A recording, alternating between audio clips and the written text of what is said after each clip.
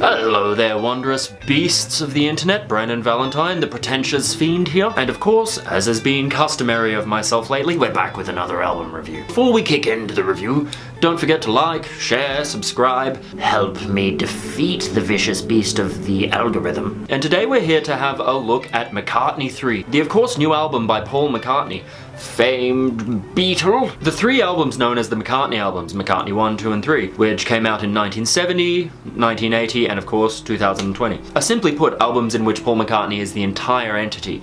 He is the sole musician, the producer, and I'm always kind of really excited to see what artists can do with that control. This is a year for artists to take that opportunity of quarantine and isolation to look inwards and kind of see what they're about at this point in time. And so I'll do a bit of a blow by blow, track by track, go through of the album, and then at the end I'm gonna let you know my overarching opinions, because yes, my opinion matters on the subject. My opinion doesn't mean shit. Actually, it does. Stay here. Like, share, subscribe.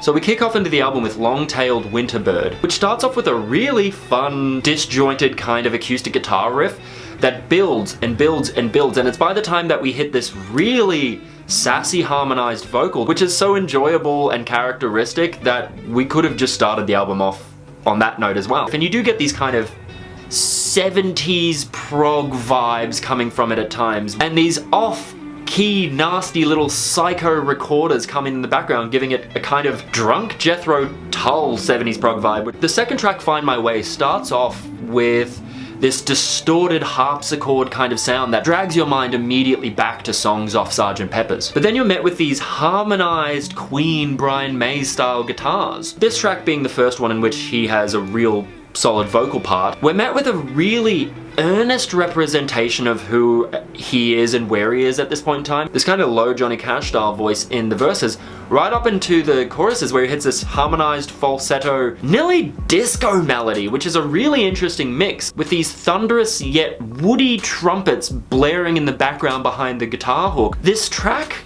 goes some really wacky and wonderful places, and it brought a smile to my depressed ass in this horrific abhorrency of a year. The song Pretty Boys opens up with some gorgeous acoustic guitar and a bit more of what you might expect to hear from a Paul McCartney album. But despite his age, you can tell that he's still approaching this with a really fun sense of sass and attitude, and you can kind of tell this by the way he hits the plosives of the low note and kind of just throws those low notes away in this really aggressive, angsty way. Because this song definitely seems to deal with the subject matter of the objectification that he and the other members of the Beatles did find when they were younger, the kind of way that they were put on display. The track Women and Wives slows this all down and brings it down to quite a serious point, with some classic piano and remarkably minimalist drums just acting as a platform on which Paul can make his statements. Statements about the effect that we have on people around us and the dangers and responsibility that comes with having influence over people. And this is kind of exemplified by lyrics where it seems like he's talking to parents. Some of your children will borrow the tears that you've handed down, so beware of what it is that you're passing on. Fun little fact, the double bass that Paul McCartney uses on this "F with your whippersnipper" actually belonged to Bill Black's, who is of course Elvis's bassist. We're then met with the kind of sass-tastic, trademark on that word, bar blues track Lavatory Lil, which isn't afraid to be a little bit fun, a little bit silly, and a little bit tongue-in-cheek. Musically here, there's nothing crazy going on. The thing that does separate this cut from being just a regular old bar blues song is this wonderful descending chord progression that is classically Paul McCartney and something that you hear a lot throughout the Beatles and a lot throughout his work, and even a lot on this album. You can tell that Paul just wanted to kind of do a classic song about a devilishly aggressive woman. We then hit a very experimental cut, Deep Deep Feeling. Even though this track is 8 odd minutes long and goes through some really interesting dynamics, it only ever at any stages uses exactly what instrument it needs, having jazzy piano chords coming in and out at times, swells and guitar delayed effects, just adding noise and substance but then dropping back out into that drum and vocals take. The sheer minimalism of this song allows it to have some really haunting, creepy moments, especially when you have these nightmarish little harmonies. This track really plays explicitly to the current strengths that Paul has as a singer. So the moment where he does want to explode, he can. I didn't know this type of song was going to be on the menu, but I want f***ing seconds. it's like a subtle Pink Floyd song with a jazzier edge, produced through a late 90s electronic lens.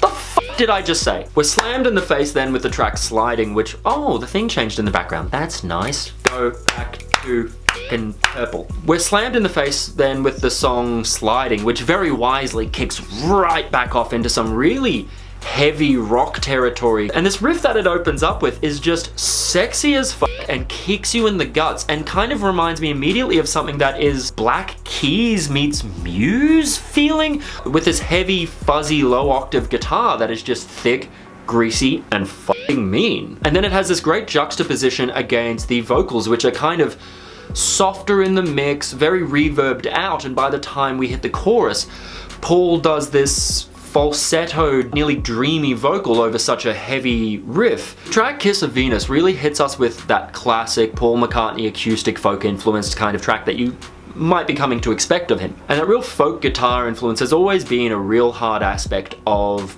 Paul's writing, particularly when he writes acoustic guitar tracks, and particularly in the way in which he transitions from one chord to the other, with some gentle, soft, inviting vocals that sit next to the guitar in the mix as opposed to sitting on top of it. It ends up being a really nice, wonderful Sunday listen. Seize the Day is another cut that really drags your mind back to Sgt. Pepper's, but then yet again meets it with that real Brian May style harmonized guitar. And with Seize the Day, we're really met with that dramatic, thematic, dynamic songwriting that I've come to this album to hear. This track really made me kind of want to walk around with my headphones in, going through summer to meet some friends in the park and have a drink. That is a radical fucking possibility. The drinking, not the fucking going outside or park or friends. The second last track here, Deep Down, really does bring us deep down into this dark, soulful nightlife soundtrack, given this really Motown meets jazz noir kind of tone that has some really nice brooding synths in the background. Much like the track Deep Deep Feeling, all of this gets used simply to paint a picture, set a tone, and let Paul vocally express. And express he does. This is the cut on the album with which he pushes it the furthest, how hard he actually pushes his voice, how much he screams. And it kind of really pays off in this very Tom Waits-esque kind of a track. The track Winterbird / When Winter Comes hits us again with the opening riff from the album. I always love that kind of proggy mentality where we get to be reminded of glorious riffs from earlier. Then dissolving and hitting us with the fucking hard left turn. Then giving us some really beautiful, humble, and wholesome folk, where interestingly and tonally it sounds like Paul is singing about the bad times from the viewpoint of the good times. This track was actually recorded way back in 1992.